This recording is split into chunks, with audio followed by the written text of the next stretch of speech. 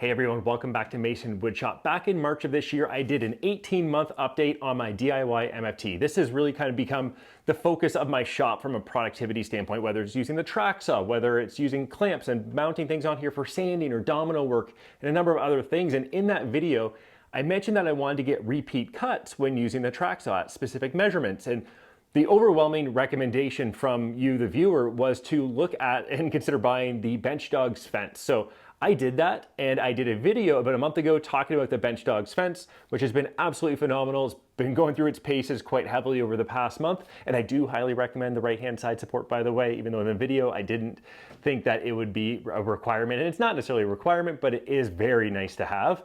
And in the video on that, I talked about these UJK clips and how they were kind of getting in the way. They start to slip off a little more as I do more projects and that sort of thing. And while I can get accurate cuts, they have become a little more of a nuisance than anything else. And the overwhelming recommendation from you, the viewer, was to look at the Benchdogs quad hinge. And that's a hinge that attaches to the MFT and can hinge up with the rail attached. Put the material down, drop it back down, and it helps to get the rail out of the way when doing that sort of thing. So I heard you, and I think that that solution looked absolutely best to me, but guess who else also heard you? Benchdogs, because they reached out to me and sent me the quad hinge system so that I could try it out on the table. So in this video, I'm gonna show you how I adapted my DIY MFT top, because there were some adaptations that I had to put into place in order to accommodate it without doing a whole new top, which I was very willing to do and still might do in the future. But I'm gonna show you how I adapted that, as well as how to get them set up. And they're very easy to use and something that I think you'll be pretty impressed with. Let's take a look. So the quad MFT hinge system primarily is comprised of these two main parts. This side, which mounts to the track and will be behind the fence over there. And then this side, which has this really just simple basic pin where the track can fall in and ensure that 90-degree alignment. So really quite simple. And then on the back of these, you use these quad dogs. So these are quad dogs from Benchdogs, and the way they work, and I've got one out here, is that you put them into the 20mm hole, and then you just tighten it up. And what it does is it expands these washers to ensure a tight fit in those 20mm holes. Now, to accommodate for this, there are a few things that I had to do. So if you look at this right here, these quad dogs are pretty close to the part here. So when it comes to actually mounting it onto the table, I didn't have enough clearance. So I'm gonna show you what I did so that I could accommodate these on my existing DIY MFT top. Okay, so now as I mentioned, these dogs simply go in these holes. But what I found was that the spacing just wasn't there. These dog holes are too far away from the edge to accommodate this. So now what I was planning on doing was building a whole new DIY MFT top and centering them slightly differently. It was gonna work out really well because you can do 48mm centers on these holes using the UJK jig. But what I decided to do instead was to just route out the spot where this green bit is going to go. So what I can do now, and I also routed out where these little bolts are as well. Hopefully you can see that on camera. But now it just simply slides in and sits flat. What you do to attach it, as I showed before, is you just tighten these up. It's best to just do a little bit on each side at a time to ensure that nice square fit. And when you are squaring this up, you might want to tighten them down, but then if you find that your cut's not perfectly square, just loosen them a bit. And there is just always a tiny bit of play in this, so that then you can get it perfectly square and then lock it down even more. At least that's what I found. And there. And just like that, we already have this side attached.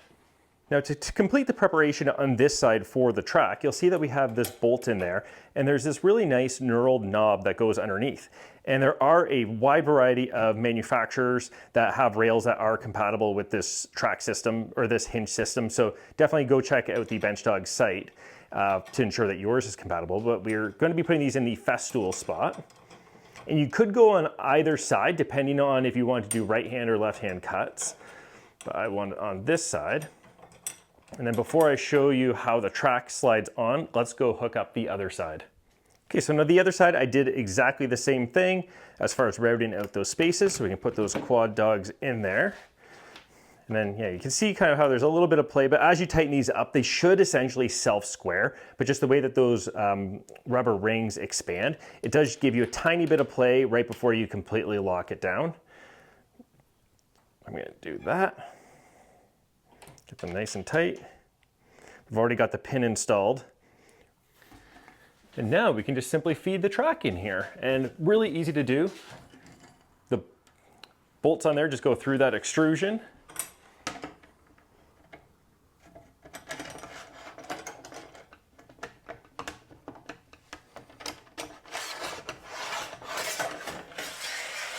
Slide it all the way through. Then what we can do is we can lock these down, but first of all, let's go to the other side and just make sure that the indentation is on the pin.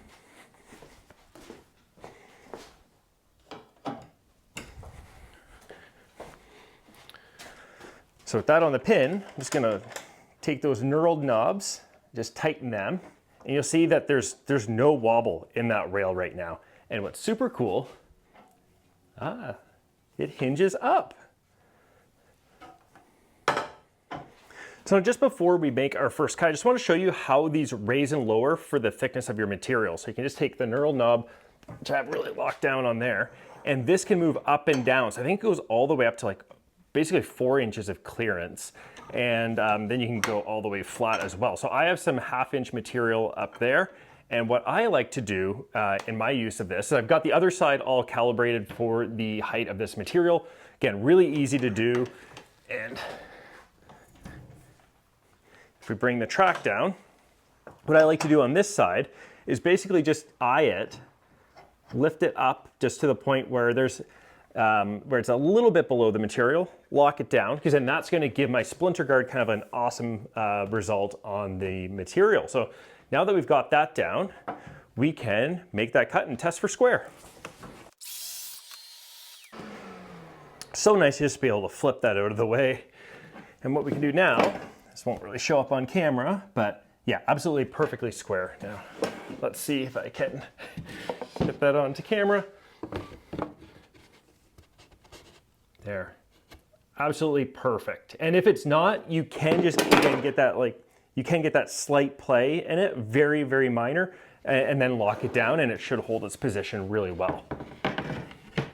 So something else that Benchdogs sent over in that care package is another accessory which is going to help me get square cuts with my track saw, and that's their Ultra Rail Square. So a really cool adaptable square that has add-on extensions for when you're cutting really wide boards and you want to ensure that it's square across the whole length. And it has a couple quality life improvements over the Festool / TSO FSWA 90 degree that I've been using for the last few years. So this square has been pretty good, but there are a couple shortcomings that the Benchdogs Ultra fixes. So let's take a quick look at that, then we'll wrap this video up. Okay, so now the Festool and / TSO square, because it's essentially the same thing but in blue when you're buying it from TSO directly, it slides on super easily, and it uses this really cool spring clamp mechanism to tighten it up and keep the two perfectly square. So like you see, not much wobble in there, well, really no wobble in there whatsoever. But one of the shortcomings that I have with this is when you put it on the material, you'll see that it kind of sags down. And when you do put the track saw on there, it does help stiffen it up a bit. But as far as just being able to like hold it into spot, you're kind of holding it there, but you're trying to also keep it from wobbling the track. And yeah, just a little cumbersome. And there have been some folks that have 3D printed something there, but because of the raised nature of this, it has to go kind of over and then down to hold itself on there. It's a good way to adapt this, but it's something that I hadn't wanted to do. So the Benchdogs fixes that in a very interesting way. So now taking a look at the Benchdogs. So it's a very different mechanism when it comes to mounting it. So it's got these two knurled pieces right here. There is one thing that is a little annoying about these that I'll highlight in just a moment, but you'll see that all the positions, there are all these positions here for different brands. So whether it's DeWalt, Craig, Festool, Makita, Triton, Milwaukee, Air Harbor, Excel, so brands like European brands that I haven't heard of, and you can change the hinge position, or yeah, the position of the clamping hinge kind of accordingly as well. So really cool that it is so flexible across so many different tools. Now, it is a little more difficult to slide onto the track, and what you'll see here is, okay, let's get it on. And there, so that's one of the things that is a little frustrating with this. So it is a little more difficult to get on. And then when I back it off, you'll see that these pins have essentially come out a tiny bit. So it's just something that you have to be conscious of when you are putting this in. I wish that there was a way to lock it from the back as well, but then that could get in the way of kind of the clearance underneath and impact the material that you're using. But something that I think could be a little better. So once you get that slid on, the clamping mechanism kind of similar, but you just put it down, you twist it, then you push it down, which is kind of cool. I do like that. You'll see, just like the Festool / TSO, no wobble whatsoever. But the really cool feature of this is this little ledge right there. Because what that does is this sits on top of the material. So if I set that down and kind of position it for that cut, right now, so I might be wobbling back and forth because I don't have it further enough back on the track. But what you can see here is that now I can essentially hold it just kind of down and towards the material, which is going to allow me to just get a much more stable cut without being too focused on the square itself. So let's take a cut and I'll just show you how square it is. So getting our square out and looking for light behind. That is absolutely perfect. So I was typically able to get pretty square cuts with the Festool and TSO, but that wobble did sometimes just impact my confidence, and some of the longer cross cuts that I was doing just weren't quite as precise. So the precision of that and just being able to hold it in that manner, I think is going to be better for me in my shop. So it's been awesome showing you the quad MFT hinge system and the rail square from Benchdogs. Now, the quad system, as you see it here, retails for $206 US or $280 Canadian. So it's not cheap, but it is kind of comparably priced when it comes to the market and built really, really well. There is also an optional accessory, and that is this 346 hole jig, which comes with a couple Benchdogs and pins for alignment that allows you to drill or route holes that are absolutely perpendicular to the ones that you have on your MFT, but with different offsets. So it has offset values here, basically every, 16 millimeters from 32 millimeters all the way up to 96. So it's going to allow you to position those dogs in specific spots and bore those holes out with a 30 millimeter guide bushing. So really cool.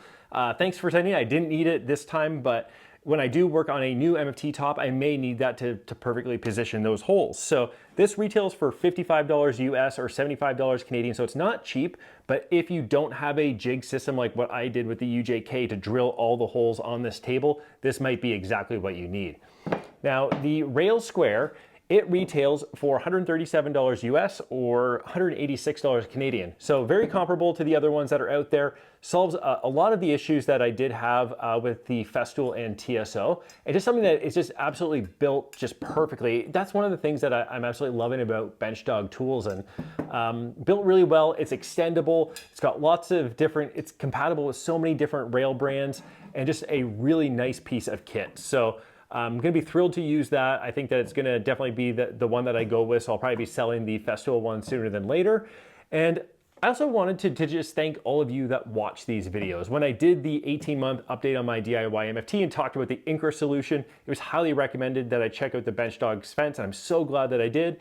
And in that video, it was really cool to see how many people recommended both, I think the dashboard as well as the Benchdogs hinge system. So yeah, I think that there are a couple of options that are in the marketplace for these high quality hinge systems. And also thanks for Benchdogs for seeing those comments and emailing me and offering to send this to me. And there was no contract signed. They asked me basically would I want it, and I said absolutely. Then they sent it to me. There was no promise of a video or anything like that, but I think with their reputation and the build quality and the accuracy that you get out of these, hopefully you can see through that, what I'm going to call a sponsored video, and see that this is a really good system. So I'd love it if you left a comment in the description below on your experience with, whether it's with Benchdogs, whether it's with the dashboard system and how it works with its hinge. I think that there's just such a cool thing with these DIY MFT tables and how you can make them your own with not just the sizing, but also the accessories. So I think that's something that I'm absolutely thrilled to have done. And I'll have more videos on other things I do to this MFT over the next few months. So thanks for watching, and stay tuned for more videos soon. Bye.